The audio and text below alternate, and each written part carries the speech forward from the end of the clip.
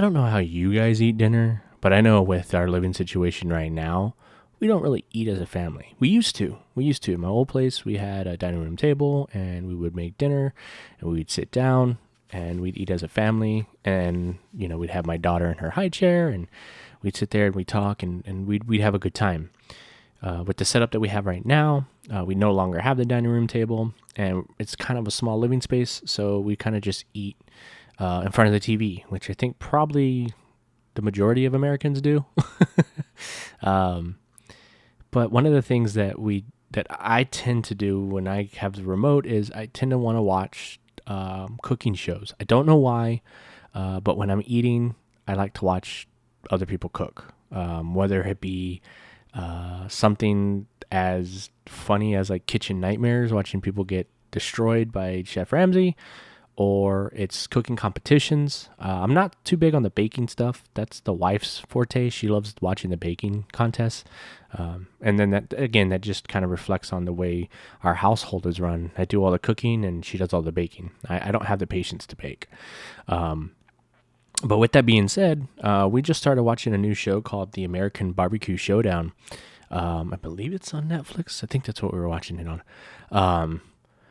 But yeah, it's basically your typical reality show. You have your contestants and they get a challenge each episode and they have to do that challenge. And then of course, like a wrench gets thrown in halfway through the challenge and they get like a speed round or an ingredient thrown in and what have you. And so when I was watching it, I was kind of just watching it just to watch it. But we were on episode 3. We haven't finished it yet. We're on episode 4 now. And we just finished episode 3. And while I was watching it, I was explaining to the wife that, because there's one contestant on there, his name's Rashid. I really like this dude. He's a very confident individual, which is funny because he's not, he said himself that he's not, he doesn't hold the title of a chef or a pit master. In his interview, he's basically saying, you have to earn those titles and I haven't earned those. So I'm just a guy who cooks.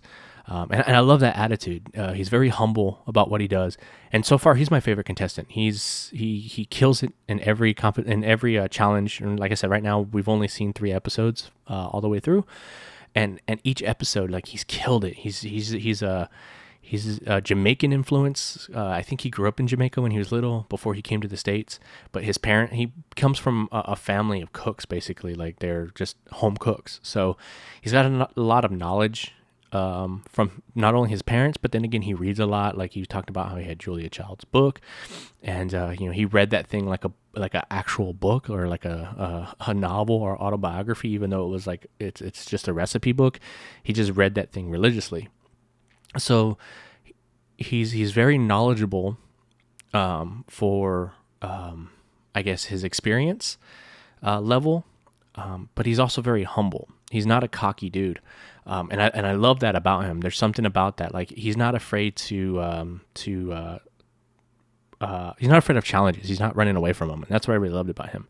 But as we were watching the episode, there definitely was a confidence versus cocky that showed up in the episode that I was very aware of. And I said, you know what? I think I want to do an episode on that and kind of talk about how I noticed it within these barbecue guys, and how we can kind of implement that into our everyday lives. So like I said, he was the confident side of thing. He's been that way since, day one. Every episode, he's very confident in what he does, and he doesn't complain. He doesn't bitch, moan, and groan when challenges are thrown his way. He takes the challenge and he runs with it. And that was one of the things that I really liked about him, is that I was telling my wife, he exudes confidence. Like, there's not really a cockiness about him. It's confidence. And there's a difference because he doesn't talk shit. He doesn't talk down to the other contestants. He doesn't bitch, moan, and complain about a particular challenge. If there's something that's outside of his wheelhouse, he doesn't complain about it. He's just like, let's see how we can do it. And that's what I really loved about him. One of the other things that I noticed about him that I pointed out, which is funny because later in the show, the judges point this out with another contestant, but he was the only one that I noticed throughout the show, not just this episode, but throughout the other 2 episodes. He's the only one that tastes his food. like he takes the time to taste it, especially with something that he's not familiar with. In this particular episode, they were doing a ribs challenge, and so he knows how to cook ribs. But the twist was that there were 4 flavor profiles that they were going to get one of them randomly. And they had to try to incorporate that into the dish. Not so much the meats, but on their sides. So they had to do the proteins. They had pork and beef rib, and then they had to cook one of each. Now, out of the pork and beef, they had to choose which one they were going to do. As they had to do one that was a wet and one that was a dry rub. So again, the ones that knew what they were doing, most of them went pork with the wet rub, or the wet, and then the beef with the dry rub. Again, that was something I learned while I was watching it. But each contestant got randomly a one of those 4 that I talked: bitter, sweet, sour, or spicy. And then they had to incorporate that into their sides. Well, he got bitter. Wasn't one of the ones that he probably wanted. I don't think anybody really wanted to mess with bitter. When you're working with like barbecue, I'm guessing you'd probably want more of a sweet or a spicy. And then the sour and the bitter are kind of the ones that nobody really wants. He ended up getting bitter, and another contestant got bitter, and I'll talk about her in a second. But he got bitter, and he was the only one out of all the contestants, regardless of what they got. He was the only one that was trying this stuff. He was like, okay, well, let me see. I've never tried this. I don't know what this is. I've never seen this before. Let me try it. And he tried one thing, and it was super bitter, and he was like, oh, that's gross. And then he was just trying to think outside the box of how he could, incorporate that, and make it edible, make it tangible to his plate, like what he's doing. So he always overcomes adversity, and I really love that about him. And I think that's what keeps him humble, is that, regardless of what the challenge is, he stays level-headed. He doesn't freak out. He's not overconfident to the point that it turns into cockiness. And he wants to get the job done, and he's going to do it to the best of his abilities. And if it doesn't work, it doesn't work. And so I really, that made me a fan of him, to the point where I even told Diamond, after we watch this show, I want to look into him. I hope he wins. But if he doesn't, I want to look in and see if he actually has a restaurant, because every dish that he's made has just looked phenomenal. I want to try it. And if the dude has a restaurant, I would love to travel to his restaurant and try his food. I would love to give that guy my business. I just love his characteristics. Now, with that said, he did very well in that challenge. He ended up, I don't remember what it was, one of the ingredients that he used that was bitter. It looked almost like a cabbage, but it was like more bitter than cabbage, which is what it looked like cabbage to him too. So he ended up pickling it and made like a pickled coleslaw with it.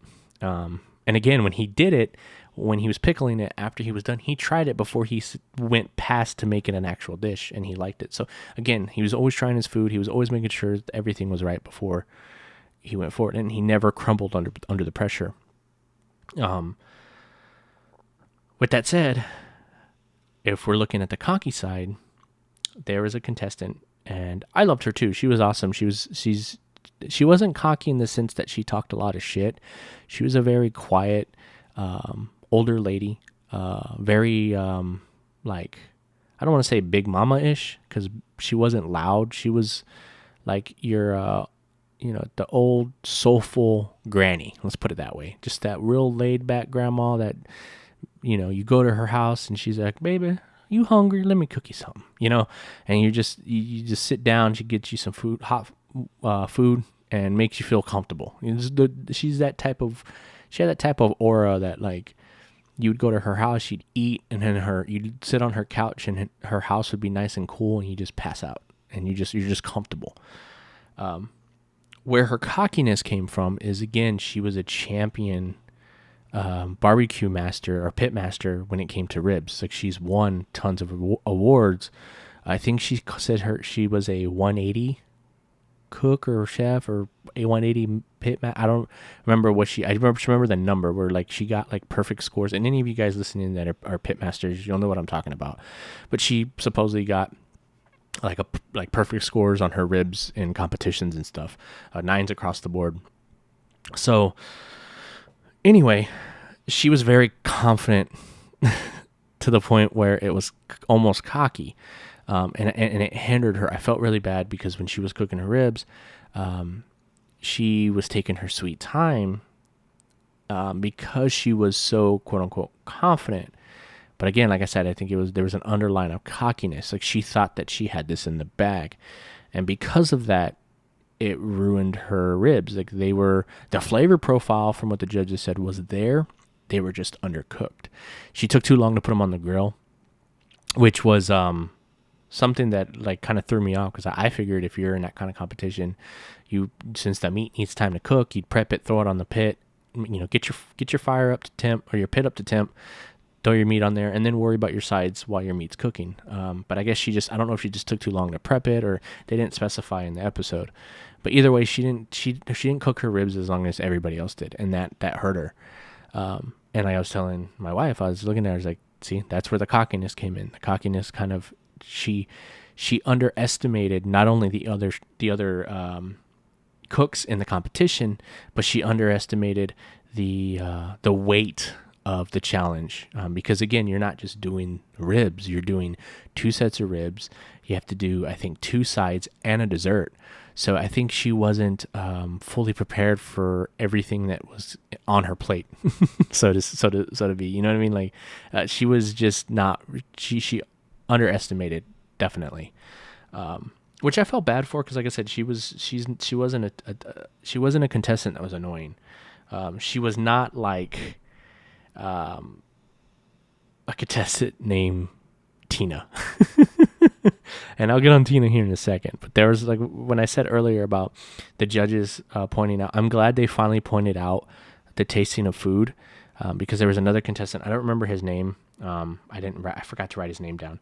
But he did his dessert. He also he had sweet. So his ingredient was sweet. So he should have got it in the bag, right? Especially with the desserts,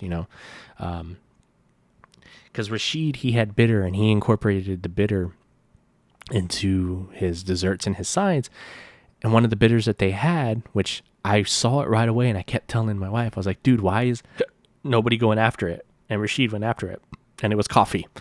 So like you could have put the coffee in the rub, you could have did all kinds of crazy stuff with it. And that's basically what he did. One of his sides was what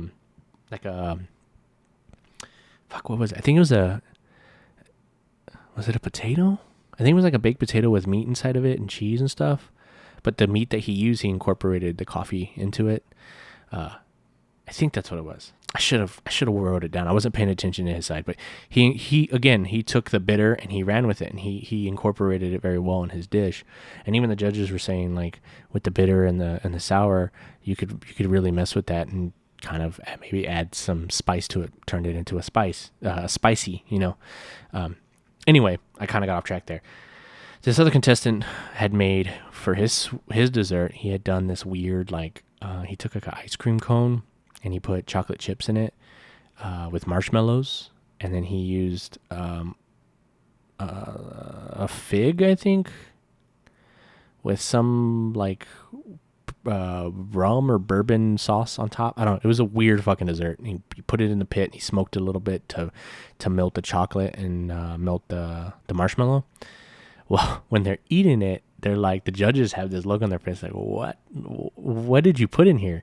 And he's basically trying to say, like, I know it might taste a little bitter up top, but if you get down in the bottom, that's where all the sweetness is, because I have the milk chocolate and everything in there with the marshmallows. And she goes, did you say milk chocolate? And he goes, yeah. Well, Dum Dum thought he put milk chocolate in there. He actually put dark chocolate. So dark chocolate's a lot more bitter than a milk chocolate is. And so she kind of reamed him for that. Like, the judge then brought that up. She's like, did you taste this before giving it to us? And he's like, no, I didn't. I just put the chocolate chips in there. And so she made it a point to point out to not only him, but all the other contestants, like, hey, do not give me something that you have not tried yourself. And I was glad that she finally pointed that out. I hated that we had to get 3 episodes in before she did that, but that was something that was annoying the hell out of me, because, again, Rashid was the only one that I saw on a regular tasting his food. And I think, again, it says a lot about him as a cook. It says a lot about him as a contestant. It says a lot about him as an individual, that he cares what he's doing. Like, he puts a lot of care and effort into his dishes. And again, it reflects in the final product. But let's get to Tina. Tina is a contestant that I've been wanting to leave since the start of it. Now, what made me automatically dislike this woman was, I may piss some of you women off that are listening right now, but one of my I wouldn't say it's a pet peeve, but one thing that really kind of gets under my skin and makes me pull away from somebody, especially if I first meet them, is a person that, and I mean a person, and a female that has this mentality of, I'm going to prove them wrong because they're men, and I want to show them that just because I'm a woman, I can't be as good as a man. I don't like that mentality. I hate that mentality. If you're good at something, just be good at it. I don't care if you're a male or female. I always find it funny that women have to point out that they're females, and like that's like it's a crutch. Like to me, it does the opposite of what I think they're trying to achieve. You're trying to point out that just because you're a woman, I shouldn't judge you on your abilities, that you could do anything that I can do, you can do better. Like, and in a way, I feel like the irony of it is that you're downplaying yourself by telling me that. I feel like you think that you're not as good as me, so you have to say that to compensate. If you're good at what you do, just do it. Like, I don't care if you're a male or female. If you're a better cook than the dude standing next to you, prove it. If you're a better race car driver than the guy that's driving next to you, prove it. This mentality of like the just because I'm a woman doesn't mean I can't do better than you. I never said that. No one's saying that. Like, just compete. Show up to compete. Why do we have to get gender involved? No one cares. Just compete. You're there to compete. So again, I may piss some of y'all off at this point. Like I said, I don't really care, because that PC shit is just so annoying. And again, my mom does it too. Like, it annoys me when my mom does it. There's times when my mom will back a truck up and I feel like she's just backing it up. Not because it's like, I back my truck up just because it's easier to get out. Like, I don't like having to back up my truck into traffic. So I back up for the ease of when I leave, I can leave a lot easier. A lot of times I feel like my mom does it just to prove, like, haha, look at my, and the only reason I feel that way is because then when we get out of the truck, she'll say, like, see, and people think a woman can't back up. Or like, if she sees a man and they happen to look our way, she thinks that automatically they're thinking that because she's a woman, she can't back the truck up. So she needs to prove to them. Like, that shit gets annoying. I love you, Mom. If you're listening, know that I love you, but I'm just using you as an example because I do see that in my personal life, with somebody that I love and that I hold dear to my heart. So I'm not a male chauvinist. If anything, I am all for equality, but I don't see the point in talking about it and trying to prove others wrong. Just, if you're good at something, just fucking do it. Like, I'll respect your art and I'll respect your work ethic and your passion, regardless of if you're a man, if you're a woman, if you're gay, if you're straight, if whatever. I don't care. I don't care whatever color you are. None of that shit matters. The product that you ultimately provide, that's what matters. Did you cook it with pride? Did you cook it with love? Is it a good product? That's what I'm looking for. Could care less what you are. So anyway, enough of that tangent. Tina. So we're already off on the wrong foot with Tina. But my biggest issue with Tina is every single challenge, she complains. She's always complaining. And for me, I always feel like she feels like she's getting screwed over all the time, and she's getting the hardest task, and she's getting the hardest ingredient to cook with. Like, the challenge isn't fair, and blah, blah, blah, blah, blah. And to me, I'm like, dude, you're in a competition. It's not meant to be fair. It's meant to challenge you. You're trying to prove that you are the best of the best in the group that you are with. They grab people from all over who they feel are the best, and you're trying to prove that you're better than they are, that you're the best of that group. So to sit there, complain, bitch, moan, and groan, it's annoying. And a lot of the times, the contestants that I don't like when I watch these kind of shows, they all share that characteristic. If you're bitching, moaning, and groaning, and complaining, when you're trying to prove that you're the best, or you're making excuses, when you're trying to prove that you're the best, it's annoying. And I think that's why I gravitate towards Rashid so much, because he doesn't complain. Now, regardless, you kind of really never know what he's thinking in his head. He may be complaining in his head. He may not be vocalizing it, and he puts up a good poker face, puts up a good front. But at the end of the day, he adapts and he overcomes. And that's what I love about this dude. And again, maybe it's because he's not American. Maybe it's because he's Jamaican, and he went from Jamaica and he came to America, and he saw his family work to get where they're at. Like, things weren't just handed to him. So I have a lot of respect for that. I have a lot of respect for his mindset. I have a lot of respect for the way he carries himself.